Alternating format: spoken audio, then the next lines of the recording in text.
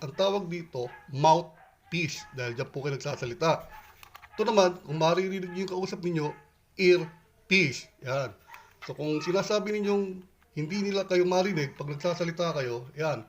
Ito po, itong dyan, tatak-tak nyo lang po. Yan.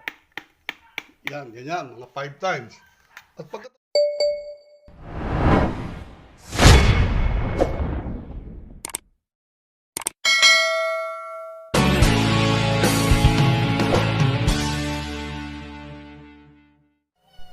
What's up mga ka-TV?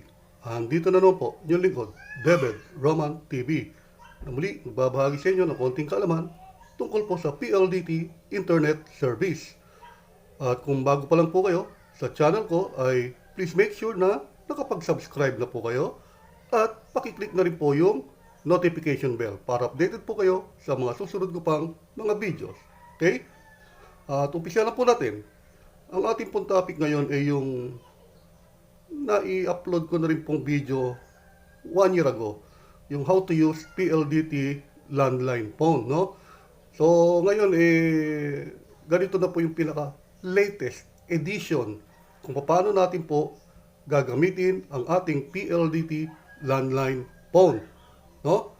So, alam po naman natin na pag nagpakabit po tayo ng PLDT Internet Service ay bundled po ito. So, meaning, andyan po yung modem, at andyan yung landline phone. Meron pong internet na only internet at only calls sa landline phone within PLDT home zone mo. O yung same area code na tinatawag. Ano ho? So yan po ang ating magiging topic ngayon kung paano ba gamitin ang ating PLDT landline phone. Ito po yung tinatawag nila na ini-issue ng PLDT ngayon, yung L177 telephone set, no? So, yan po yung type ng telepono na yon. At unang-una, makikita ninyo, may mga keypads, no? Mga keypads po, yan, yung mga pinipindot-pindot na yan. Yan ang keypads. Ano ba itong mga ito? Itong mga number na yan, yan yung tinatawag nating dial pads, no? Kung dadial ka ng numero o tatawag ka kung saan, idadial mo yung mga pads na yan o keypads na yan, no? At ito naman po, yung mga nandyan na nakasulat, yung mute, mga pause, out, flash, redial, ang tawag po dyan, mga function keys, no? So, kung gusto nyong i-mute, kung may kausap ka kayo, no? Kung gusto nyong i-pause, na, yan, i-redial, o yan, andi dyan po lahat yan. At meron po siya nung LCD display na naka-indicate yung inyong date and time, no? At saka yung year. Yan, na makikita nyo dyan. At kung meron man po kayong caller ID, lilitaw din po dyan yung mga tumatawag sa inyo at malalaman ninyo kung sino yung mga numerong yon na tumatawag. So, bago nyo sagutin, check nyo muna. Ano ba to? Baka lang gugulo lang. Yan, yun po makikita ninyo riyan, no? At meron din po kasi dito sa landline na ito yung mga super bundle features niya, no? Yung call forwarding, yan. Ito meron po kasi tayo nito. At yung speed dial, no? Speed dialing, yan. At saka yung caller ID, yan. Yan ang mga features niyan. At pwede rin po ito sa NDD. Ibig sabihin, kung tatawag kayo outside ng area code ninyo, ayun, dapat registered po itong inyong landline phone na to sa NDD, yung National Direct Dial or IDD, International Direct Dial, para makatawag sa abroad. Ngayon, paano po ba tayo tatawag? Paano natin gagamitin ito?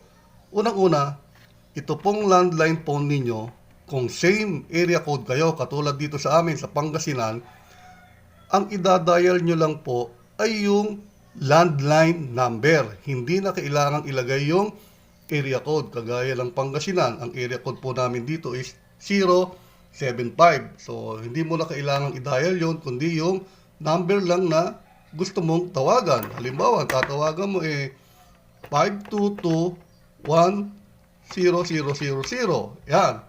No? So, yun lang ang tatawagan mo para malaman mo, matatawagan mo yung same area code within PLDT home zone. Only call po yan, ano? Wala pong bayad. Kahit mag-telebabad po kayo. Pwede po yan. Ngayon, kung tatawag ka naman ng outside ng iyong area code, katulad halimbawa sa ibang probinsya, no? Sa Manila, Baguio, Cebu, ngayon, Pampanga, kailangan niyo pong i-dial yung area code. At dapat, registered kayo sa NDD feature. Halimbawa, tatawag kayo ng Pampanga. So, ang area code nila sa Pampanga 045. No? 045. Tapos, i-dial nyo lang yung number. Yan. O. Yan. Yan po yung halimbawa. Halimbawa lang po yan, ha. So, magre-ring po yan. At may charge po yan na 3 pesos kada minuto. Yan. So, ingat lo. At lalo na po, pagdating sa mobile networks o sa cellphone kayo tatawag.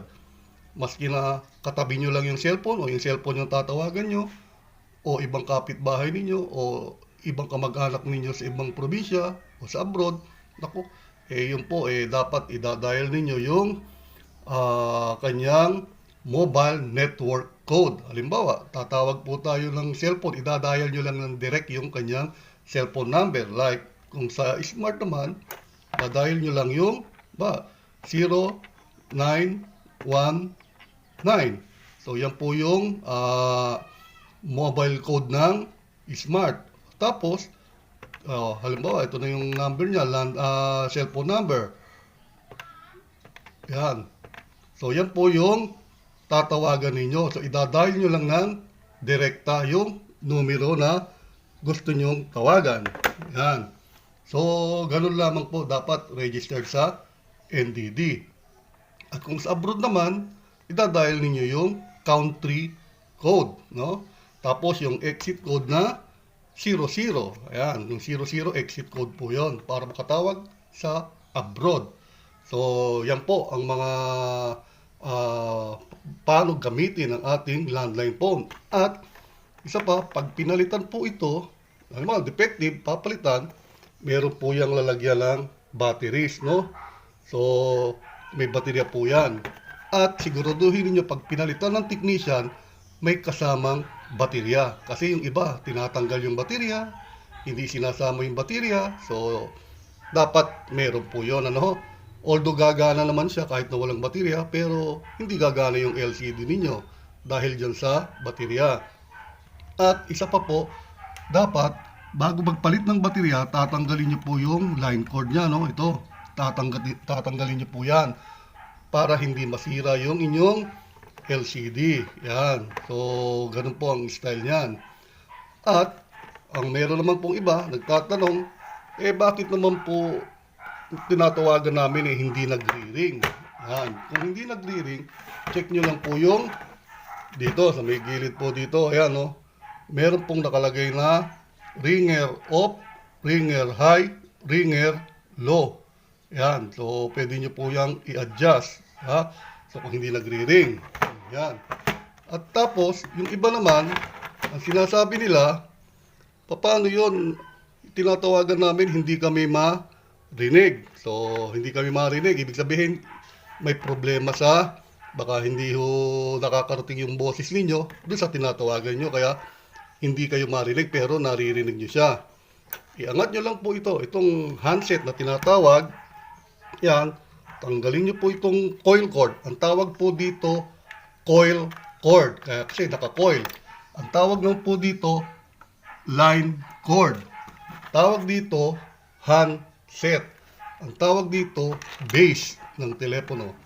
So, ito po, ang tawag dito, mouthpiece. Dahil dyan po kayo nagsasalita.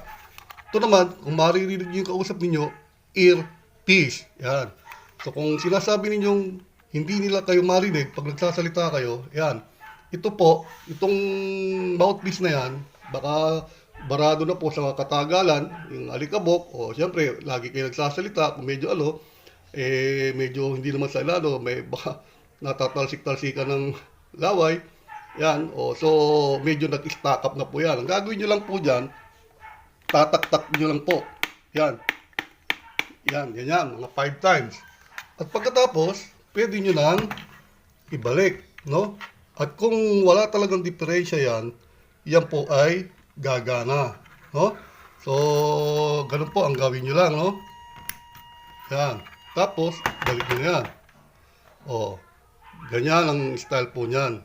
So, yun lamang po at sana medyo na-i-update ko kayo sa mga bagong gamit nitong ating PLDT Landline phone.